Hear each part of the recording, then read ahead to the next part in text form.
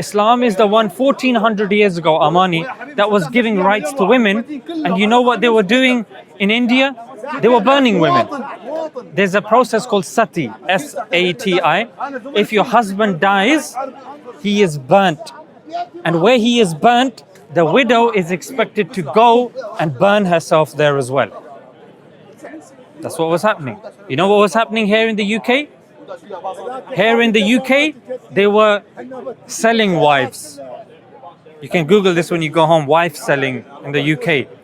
They would put a rope around the woman's neck and they would take her in a public place and they would auction her and sell her.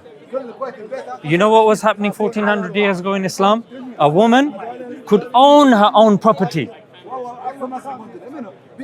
She could, for example, even now, if you get married and you have your own house and you have money, the husband doesn't have a right to ask for your money.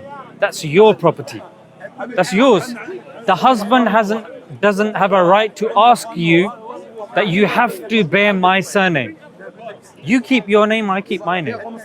Yeah? Yes, there are rights and responsibilities for both people in that marriage. However, at a time where women were being burnt alive, auctioned, Islam was saying, you know what?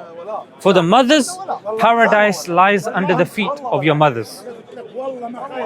On top of that, even now, if you look at the hadith, it says, if you raise two girls to adulthood, those two girls will be a means of you being like this with the Prophet. Which means, because the Prophet will be going in the highest ranks of paradise. So in other words, you just raising two girls to maturity is enough for you to go to paradise. A companion asked the Prophet, what are the best things in Islam? The Prophet named one thing, which is to pray salah on time, to do the prayer on time. Number two, to look after your parents. So in parents, it's not just the father.